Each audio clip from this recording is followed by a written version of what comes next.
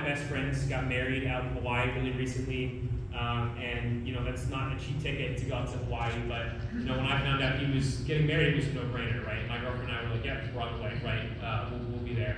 Because I met him on day one of chemistry class, and I know he'll be a friend for life. So those are the bonds that your child is going to build at the Air Force Academy. So keep that in mind, that they're really building a new support network, and they're becoming an individual that I don't think you can imagine that they will become.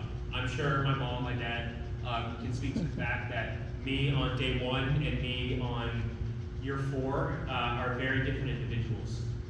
So think about that and remember that when things get tough at the academy. Another thing that's going to dawn on you is that your child is going to the United States Air Force Academy and they're not going to UGA, right? At some point it's going to hit you that they're in Colorado Springs and you're in Georgia and they're going to miss a family event, right? They're not going to be home for when the pet dies, right? They're not going to be home for that. They can't drive home because that's just not how we do things at the academy. They're in the military now, right? So that's part of who they are. So I know that that's going to be really difficult to see that at certain times, right? I've had to miss events for the family, and that's really tough. And it's the academy; it's not active duty, but this is the academy, right? It's a very different experience than what your peers' children are going to be going through at UGA, right? They can come home 45. I mean, I'm from Atlanta, so 45 minutes, an hour to Athens, to downtown Atlanta or wherever. Like they can just drive home. I couldn't. So if they didn't let me go, that was something that was unfortunately something that was really hard to deal with at times, right? So be ready for those moments, but know that the academy has their back. It will be there for them like they possibly couldn't imagine.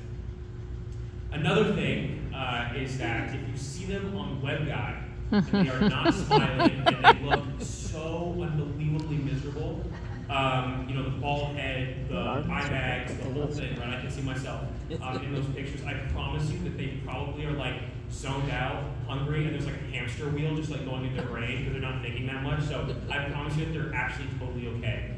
They just caught them at a bad angle, so don't worry about it. And I'm sure that don't send your kid a letter and be like, "You look so unhappy in your photos." Like you guys won't want to hear that, I promise. So make sure that you remember that. So those moments are going to be difficult when you're combing through the photos late at night and you see those pictures. So the 23, I wanted to remind you that you graduated from the Air Force Academy. You're going to be in this simultaneously in this space where you have the most freedom and the least freedom that you're ever going to have in your life, right? You're now all of a sudden an active duty officer in the United States Air Force, and that comes with an extremely high standard I've learned and realized. People are watching you even if you don't think that they're watching you. People are going to look at you because you're now an academy lieutenant. There's